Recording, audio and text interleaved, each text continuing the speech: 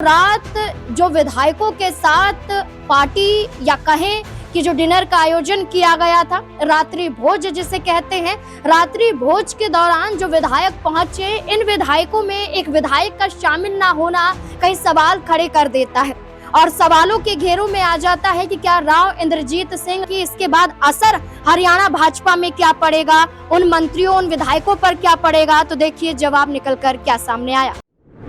हरियाणा की राजनीति में भारतीय जनता पार्टी ने अपने असूलों के साथ समझौता किया सिर्फ और सिर्फ राव इंद्रजीत के लिए। राव इंद्रजीत सिंह के न समर्थकों को सिर्फ जगह दी, बल्कि दो बड़े चेहरे एक ही परिवार से बड़ी जिम्मेदारियों के तहत नवाजे भी गए, जिसमें केंद्रीय राज्य मंत्री राव इंद्रजीत सिंह को बनाया गया और उनकी बेटी आरती राव सिंह न सिर्फ अटेली से विधानसभा का चुनाव जीती, बल्कि उन्हें कैबिनेट में जगह देकर बड़ा विभाग यानी कि स्वास्थ्य विभाग भी सौंपा गया। एक ही परिवार के दो बड़े चेहरे हरियाणा की राजनीति में भारतीय जनता पार्टी के तहत ये पहला ऐसा मामला देखा गया। लेकिन क्या अब राव इंद्रजीत सिंह अपनी बेटी के साथ मिलकर भारतीय जनता पार्टी के साथ ही खिलवाड़ करने वाले हैं? क्या अब राव इंद्रजीत सिंह न सिर्फ उम्र के पड़ाव को देखते हुए बल्कि अब अपनी बेटी को एक मुकाम तक पहुंचाने के लिए क्या दबाव बनाने की कोशिश करेंगे? राव इंद्रजीत सिंह बेशक कह दें कि वो दबाव की राजनीति में विश्वास नहीं रखते, दबाव बनाना होता तो पहले ही मुख्यमंत्री कुर्सी हासिल कर सकते थे। लेकिन क्या अब जो खींचतान देखी जा रही है हरियाणा भाजपा में, क्या ये खींचतान अपनी बेटी आरती राव सिंह को आगे पहुंचाने के लिए है? विधानसभा चुनाव में भी आरती राव सिंह को आगे पहुंचाने के लिए राव इंद्रजीत ने पूरी कोशिश की और भारतीय जनता पार्टी उनके आगे झुकती हुई भी नजर आई। लेकिन रातों रात जो विधायकों के साथ पार्टी या कहें कि जो डिनर का आयोजन किया गया था, रात्रि भोज जिसे कहते हैं, रात्रि भोज के दौरान जो विधायक पहुंचे, इन विधायकों में एक विधायक का शामिल ना होना कई सवाल खड़े कर देता है और सवालों के घेरों में आ जाता है कि क्या राव इंद्रजीत सिंह सिर्फ अपनी बेटी और अपने उन समर्थक विधायकों के बारे में ही सोच रहे हैं? अहिरवाल के अन्य विधायकों के बारे में क्या राव इंद्रजीत सिंह अभी उन्हें नजरअंदाज करके बैठे हुए हैं? दरअसल आखिरकार किस विधायक की चर्चा हो रही है, किस कैबिनेट मंत्री की चर्चा हो रही है, इसके लिए जरा एक रिपोर्ट पर नजर डालते हैं। देखिए बड़ी बात है कि जो विधायक शामिल थे डिनर में, स्वास्थ्य मंत्री आरती राव सिंह थी, इसके साथ भाजपा के 11 विधायक शामिल थे। इनमें महेंद्रगढ़ विधायक कंवर सिंह यादव जो एक वक्त पर ये कहते हुए नजर आए थे कि राव इंद्रजीत सिंह की वजह से वो हार सकते हैं, लेकिन वो भी इसमें शामिल हुए थे। नारनौल से ओम प्रकाश यादव, पटौदी से बिमला चौधरी, रेवाड़ी से लक्ष्मण सिंह यादव, कोसली से अनिल दहीना, बावल से डॉक्टर कृष्ण कुमार, सोहना से तेजपाल तंवर, गुरुग्राम से मुकेश शर्मा, चरखी दादरी से सुनील सतपाल सांगवान और बाड़ला से उमेद पातुवार शामिल थे और मंजू चौधरी कांग्रेस पार्टी की भी शामिल थी।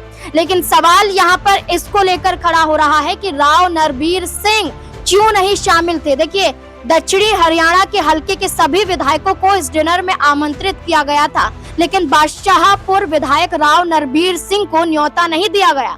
राव नरबीर सिंह ने अब सरकार में उद्योग एवं वाणिज्य मंत्री हैं। राव इंद्रजीत सिंह और राव नरबीर सिंह के बीच 36 का आंकड़ा चल रहा है। मनोहर लाल सरकार के पहले कार्यकाल में भी राव नरबीर सिंह कैबिनेट मंत्री रह चुके हैं। 2019 में राव इंद्रजीत सिंह के विरोध की वजह से ही सिटिंग विधायक होते हुए भी राव नरबीर का टिकट कट गया था और यही सुर्खियों की वजह है कि राव नरबीर सिंह को जगह नहीं मिली, क्योंकि नाराजगी राव इंद्रजीत की राव नरबीर से है।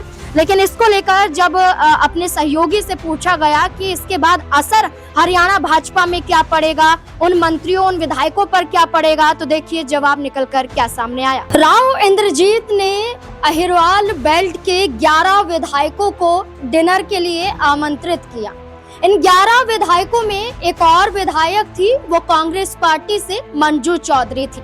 लेकिन अहिरवाल बेल्ट से एक विधायक का नजर न आना सवालों के घेरों में आ जाता है। वैसे तो भारतीय जनता पार्टी के कई विधायक नहीं थे इस डिनर पार्टी में, सवाल तो वहीं से है, लेकिन राव नरबीर को लेकर बड़ा सवाल खड़ा हो जाता है, क्योंकि राव इंद्रजीत सिंह और राव नरबीर के बीच में 36 का आंकड़ा देखने को मिलता है।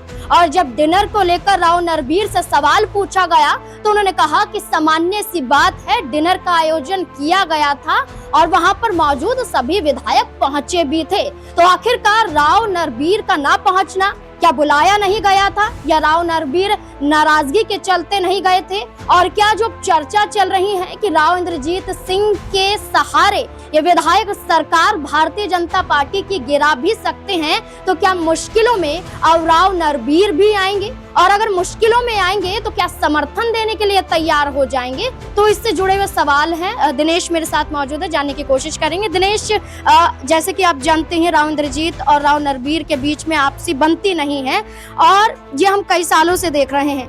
क्या वजह राव इंद्रजीत का 12 विधायकों के साथ डिनर पे जाना और राव नरबीर का ना होना क्या बड़ा संकेत है कि मुश्किलों में वो भी पड़ सकते हैं?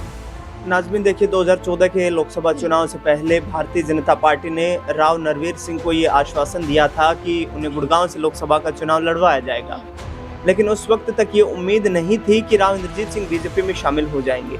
15 अक्टूबर 2013 को प्रधानमंत्री नरेंद्र मोदी की अगुवाई में उन्होंने भारतीय जनता पार्टी का दामन थामा, वो गुड़गांव से लोकसभा का चुनाव लड़े। लेकिन 3 चुनाव बीत चुके हैं लोकसभा के और एक भी चुनाव में, क्योंकि बादशाहपुर विधानसभा सीट जो कि राव नरबीर सिंह का गढ़ माना जाता है, यहाँ से उनके पिताजी, उनके दादा भी राजनीति करते रहे हैं और ये वोट सीट है, यहाँ पर उनका अच्छा खासा वोट बैंक है। इस सीट को वो अपनी फेवरेट सीट भी बताते हैं और यहाँ से जीत दर्ज करते भी रहे हैं। तो अब जिस तरीके का माहौल दिखाई दिया उसमें 3 चुनाव में, लोकसभा के 3 चुनाव में, क्योंकि गुड़गांव लोकसभा के अंतर्गत ही ये सीट आती है, और यहाँ पर एक मंच पर भी उनके साथ राव नरबीर सिंह दिखाई नहीं दिए। यहाँ तक कि म्यूनिसिपल कॉर्पोरेशन के चुनाव जो हुए उसमें भी राव इंद्रजीत सिंह के समर्थित चेहरे कुछ और थे और राव नरबीर सिंह के समर्थित चेहरे कुछ और थे। दोनों अपने अपने प्रत्याशियों को जिताने के लिए जोर लगा रहे थे। दूसरी बड़ी बात यह है कि राव इंद्रजीत सिंह का सियासी कद बड़ा है, इससे कोई दो राय नहीं है। 2019 के विधानसभा चुनाव में हरियाणा में बादशाहपुर विधानसभा सीट जो है, यहाँ से राव नरबीर सिंह की टिकट काट दी गई थी। इस सीट पर फिर निर्दलीय प्रत्याशी जो थे उन्हें जीत नसीब हुई, राकेश दौलताबाद को। बाद में उनका निधन हो गया था। तो 2024 के विधानसभा चुनाव से पहले साफ तौर पर राव नरबीर सिंह ने अमित शाह को ये संदेश दिया कि भाई या तो टिकट पक्की कीजिए बादशाहपुर विधानसभा सीट से, वरना फिर नांगल चौधरी से लेकर और फरीदाबाद पलवल तक सुपड़ा साफ हो जाएगा हीरवाल में भारतीय जनता पार्टी का। तो ये एक बड़ा संकेत था और इस दबाव में कहें हम यहाँ पर भारतीय जनता पार्टी ने हीरवाल में तमाम उन नेताओं को तवज्जो दी जहां पर उनका गढ़ मौजूद था, शिवाय के रामविलास शर्मा, क्योंकि महेंद्रगढ़ वो उनका गढ़ है। महेंद्रगढ़ को बीजेपी की छावनी भी बताते हैं, लेकिन वहां से उनका टिकट काट दिया गया था। इसके बावजूद भी रामविलास शर्मा कोई ज्यादा डैमेज कर नहीं पाए भारतीय जनता पार्टी को। लेकिन अब आपने पूछा सवाल कि यहाँ पर राव नरबीर सिंह को क्यों नहीं बुलाया गया, तो राव नरबीर सिंह का जाहिर तौर पर कोई व्यक्तिगत संबंध तो राव इंद्रजीत सिंह से और आरती राव से है नहीं। दोनों के राजनीतिक रिश्तों को लेकर भी वो साफ तौर पर कह चुके हैं कि उनका अलग राजनीति करने का पैमाना है, मेरा अलग राजनीति करने का पैमाना है। वो गुड़गांव लोकसभा सीट से राजनीति करते हैं, चुनाव लड़ते हैं। मैं बादशाहपुर विधानसभा सीट से चुनाव लड़ता हूं। पहले राव नरबीर सिंह जो थे ये भारतीय जनता पार्टी से पहले इंडियन नेशनल लोकदल में शामिल थे। राव इंद्रजीत सिंह जो है ये कांग्रेस पार्टी में शामिल थे।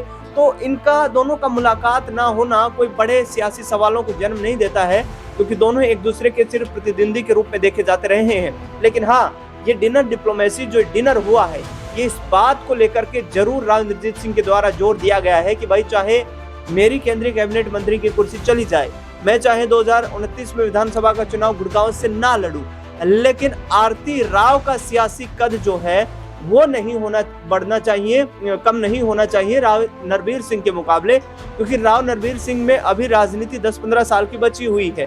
तो साफ तौर पर ये उनकी तरफ से कोशिशें की गई कि हरियाणा कैबिनेट में दोनों समानांतर राजनेता हैं, लेकिन आरती राव कमजोर ना हो, इसके लिए राव इंद्रजीत सिंह जोर आजमाइश कर रहे हैं। देखिए बिल्कुल, राव नरबीर ने ये भी कहा था कि अगर मुझे टिकट नहीं दिया गया तो निर्दलीय तो नहीं उतरूंगा, लेकिन दल जरूर बदलूंगा। लेकिन क्या अब दल बदलने की बात आ रही है तो क्या वाकई दल बदला जाएगा? और राव इंद्रजीत सिंह जो ताकत आजमा रहे हैं, क्या राव नरवीर भी झुकने के लिए तैयार होंगे या फिर राव इंद्रजीत से ऐसे ही मुकाबले के रूप में अपने आप को देखते रहेंगे? क्या लगता है इसको लेकर आपकी क्या राय हो सकती है? राव नरवीर और राव इंद्रजीत सिंह के बीच में जो तकरार देखने को मिल रही है, अपनी राय कमेंट सेक्शन में जरूर दें। देखते रहें SPN 9 न्यूज। धन्यवाद। अब ऐसे में देखना होगा कि हरियाणा में राव इंद्रजीत सिंह को लेकर तो चर्चा है कि वो सरकार गिराने के लिए पूरी कोशिश कर रहे हैं। जो दबाव नहीं डालना चाहते थे, अब वो दबाव वाली राजनीति को अपना रहे हैं। क्या मकसद उनकी बेटी आरती राव सिंह है?